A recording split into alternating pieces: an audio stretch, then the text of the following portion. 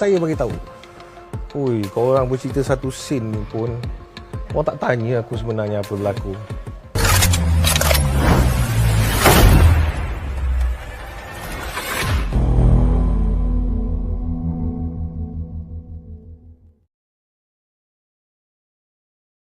Ceritawan satu scene. Satu waktu dulu, tanah air pernah digemparkan kisah seorang anak muda songlap satu sen duit pelanggan di sebuah bank di ibu kota. Sejak itu, terpampang di dada akhbar koleksi kereta mewah miliknya. Ini selepas empunya nama Aman Shah didakwa di mahkamah dan dipenjara. Soalnya, benarkah mitos itu? Mingguan Malaysia mendengar sendiri naratif yang dikongsi empunya diri. Cerita satu scene ni sampai ada jumpa kan, saya dari sekolah cikgu bagi tahu, saya kat ITM orientasi bagi tahu saya. Ui, kau orang bercerita satu scene ni pun, kau tak tanya aku sebenarnya apa berlaku.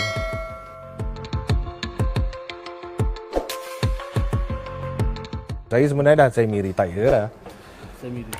Saya sebelum ni buat IT dan kebanyakan company saya dulu kat US lah. Tapi saya tak boleh reveal lah partner apa. Berapa lama tuan kerja? Off and on lah. Duduk balik. Tapi company itu sendiri bertapak dah berapa lama? Dah lama dah. 20 lebih tahun dah. Dan saya pun buat consultant work.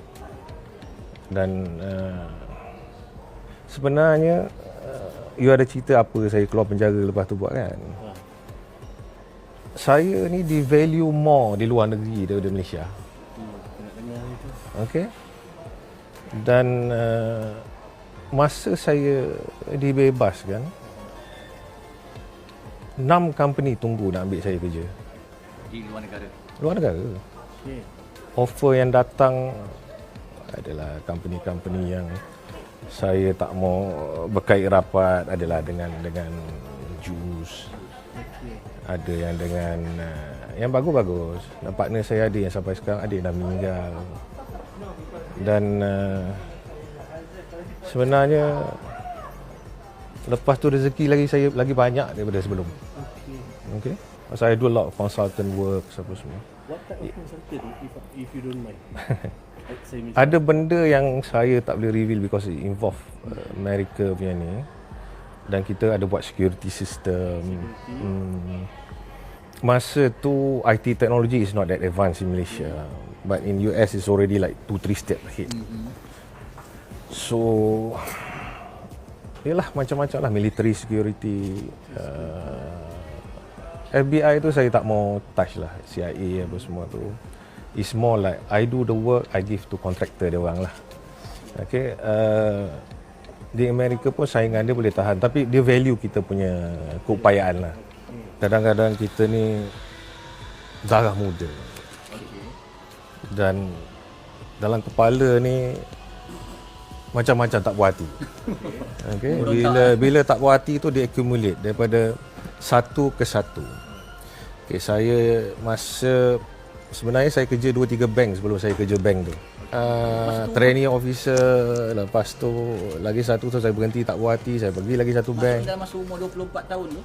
Saya dari start kerja daripada umur 21 plus. Sebelum tu belajar mana? Dekat ITM Kuching setahun lebih, 2 tahun. Final dekat accountancy. I'm being exposed to computer technology since I'm 11 years old.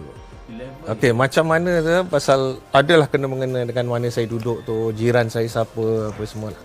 Masa ada sekali tu Bank Negara was setting a new system masa tu. Okay, sebenarnya masa yang I kata jiran apa semua tu, I also did some leg work sebelum tu. I pernah pergi Singapore. Kita orang dulu IT ni, kita orang tak ada macam sekarang nak senang contact. Email pun does not really exist that time.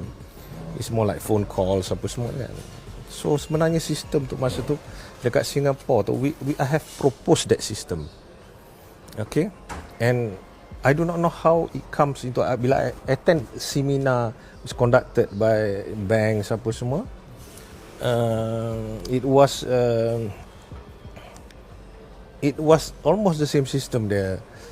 they are trying to propose. So somewhere along the way tu somebody dapat secara elok tak elok I tak tahulah.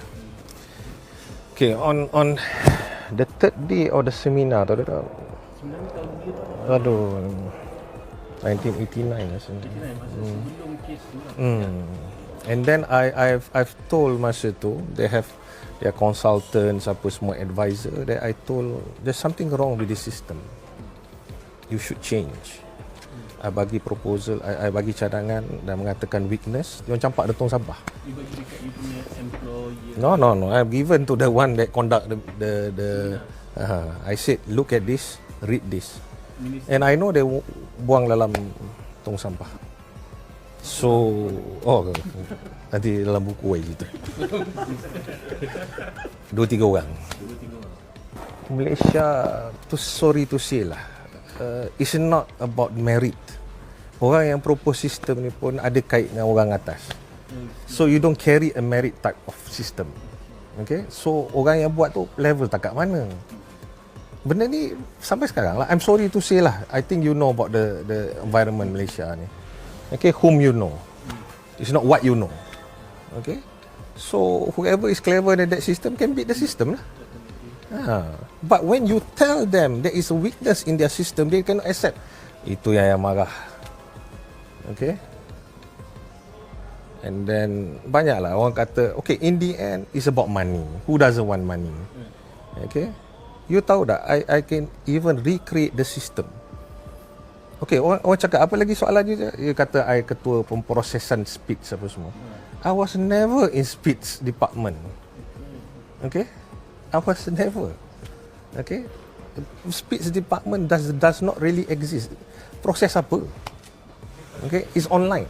I nak proses apa? Kecuali you have to have 2 clerk with ID and password masa tu and seorang officer. I was an officer. Yes, of course I have the password ID, but I'm not in charge of that transfer. Okay? And you're telling Hacker is someone who lebih pada penggodam. mengodam, ambil you punya, ubah you punya identity, data. So I don't. I'm not saying I'm not a hacker person, but I managed to break the system. At the same time, I managed to make money out of it. You ada dalam account you ada 100,000. I pakai duit you setengah jam, I boleh buat 150,000. Lepas tu I letak balik 100,000 yang account you, I masuk poket I 50,000. Did I steal your money? No, I use your money. Yes. Invest on my money. Yeah. Do you know that I take your money? No, because 100,000 still there. Okey tuan, okey. Itu satu je. Okey, tuan sendiri nampaknya seolah bersetuju apabila Tak bersetuju. Cuma Satu sen, cuma orang okey. Dalam seminar tu pun sebenarnya masa I disagree tu, I cuma kata this is a quote which I tell bankers. Kalau macam ni, orang pun boleh sapu satu sen duit orang, bersen-sen. That is a quote. At that time ada seorang hacker in America, nama dia Bruno, Italian nama dia. Italian American. I kenal dia baik. Dia pun yalah. What he did was at that time, coincidentally, dia ambil credit card punya duit. Dulu credit card Amex dengan Diners. Dengan Mastercard dengan Visa tak over famous masa tu. Masa tu American Express dengan Diners. So every time you swipe, dia akan jadi figure tu. Dia orang dah pernah dulu dah rounded up figure. Macam RM9, 99 sen dia jadi RM10. So 1 sen tu Diners ambil. Tapi dia ni penetrate sistem Diners and Mac, dan 1 sen tu masuk account dia. So kebetulan. So that story 1 sen relate to me. Might be somebody doesn't like me and then nak tarnish image I, dia boboh 1 sen. Kalau 1 sen curi sampai sekarang lah, mampu aku tua lah. Keras aku. Tengok tak? Beruban 1 sen. Tuan sendiri menafikan jutawan 1 sen tu, menafikan tak tepat Tak langsung. Orang buat cerita, Itulah. dah buatlah cerita. Kau suka aku 1 sen, 1 sen. Saya sebenarnya orang sempoi. Kau nak 1 sen, ambil lah. Kalau orang bergaduh dengan saya pun, 1 sen, ambil lah. Yelah, 1 sen, betul. If you talk about the whole structure of the system, sebenarnya dulu banyak slack. Cuma orang macam I ni buat baru orang tahu. Saya nak ajar, saya memang niat saya nak turunkan ilmu pada budak-budak. Tapi saya tengok budak-budak sekarang pun lebih pandai. Dia lagi pandai. Ada yang pandai. Entahlah, tak tahu. Ilmu ni sampai, saya tak kata saya pandai, ilmu sampai saya mati pun takkan habis cari. Tak ada seorang pun dalam dunia ni akan ada ilmu yang perfect. Complete. Not perfect lah, complete. You still have to search. You have to learn. Process of learning tu banyak. Masuk FB, saya kata, this is time for me to settle down and tell the whole story. That's it. People want to know the story, now I tell you the story. I will tell the same to other people who say they are hacker. You break my record first. Good luck. I'm not proud of what I do. When masa tu, I'm young. Bunyi I bercakap ni macam seronok. Tapi sebenarnya, Tapi saya seronok dengar tuan. Sebab if I can turn back the clock, I would have been, kita bersimpangan jalan. Right or wrong. You make the wrong move, you go to the wrong ni. Tapi whatever I benefited from there, ada hikmah sebalik. Orang value I lagi. Kalau tidak, orang tak tahu keupayaan I. Saya cerita sikit-sikit lah. Tapi apa saya cerita ni on the surface, because I will tell detail in the book. Saya pada satu ketika have to decide about my life. You dah buat crime tau. Bukan saya kata saya innocent. Saya tak pernah kata saya tak buat jahat. Saya tak pernah kata aku tak buat satu sen tapi aku tak curi duit. Tak ada. Yalah, tak curi satu sen, curi duit kertas lah kan. Masa tu I was sitting down in my house. I was telling myself, I want to run or I want to stay. Okay? Inilah. Kalau aku lari, aku takkan jumpa mak bapak aku. Aku kena tukar identiti. Muka aku lain lepas plastic surgery. Nama aku Carlos something. Brazilian lah. Saya nak lari Brazil masa tu. Saya dah beli tiket kapal terbang masa bentuk MAS first class. Terbang ke Joburg, pergi ke LA, turun ke Mexico, turun ke Rio. It cost around 28,000. Dah beli tiket dah. Tiket sebelah. Ini gambar mak bapak. Kau nak lari dan tak jumpa mak bapak kau, atau kau nak terima hukuman dan selepas tu kau masih lagi jumpa dia dengan identiti kau sendiri.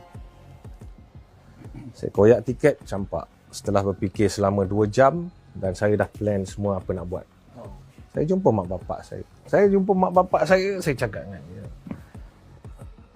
Saya ajukan bapak saya nama Papa. Papa, saya curi duit bank. Bapak saya tak terkejut pasal dia askar. Benda pelik masuk hutan pun dia dah tengok. Mak saya menangis. Terisak-isak. So I said I want to face the judgment. Go ahead son. Dia tahu amount yang tuan curi tu apa dia. Dia askar intelligence. Dia kerja bahagian ni. Dia dah tak ada apa. Intelligence, military intelligence. Dalam post saya pun saya cerita tentang keluarga saya adalah sikit.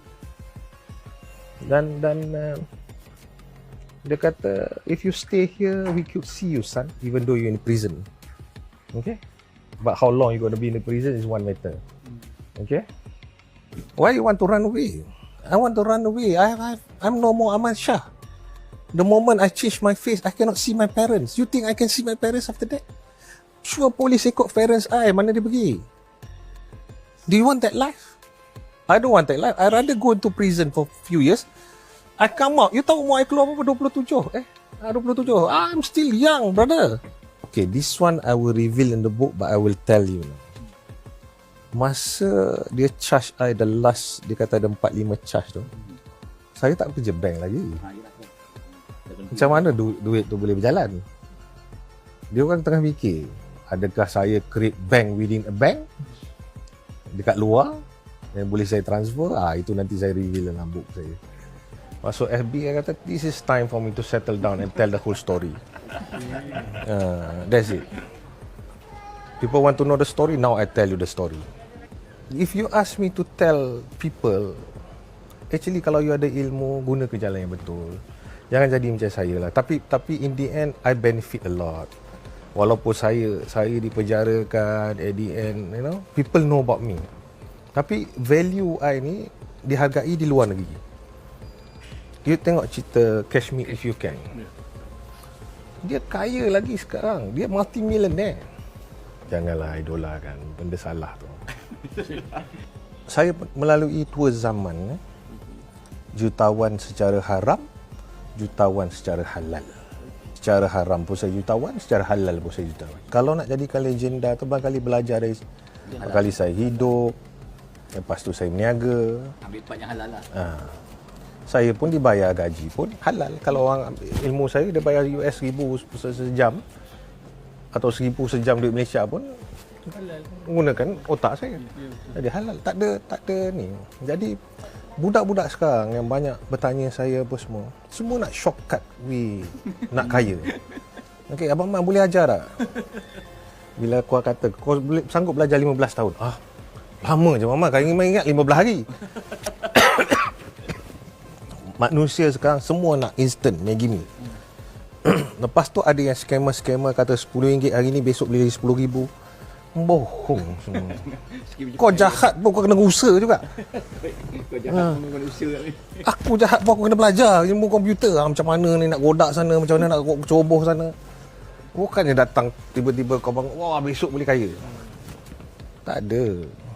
Saya I tell you, there is no fast investment dalam dunia ni. Kena scammer sekarang. Kau ingat kalau dia boleh buat duit kat kau RM10, besok dari RM10,000, baik dia buat kat dia. Apa nak bagi kat kau? Kalau dia boleh kayakan diri dia, apa nak bagi kau kaya? Manusia ni naluri dia kedekut. Dia takkan bagi kawan dia kaya. Dia takkan bagi orang depan dia kaya. Kalau dia boleh kayakan diri dia, dia tak akan ajar kau ilmu. Apa aku nak ajar kau kaya? Aku sendirilah nak kaya. Dia kaya atas kau je. Sebenarnya kalau saya gunakan ke jalan betul ilmu saya ni pun, barangkali saya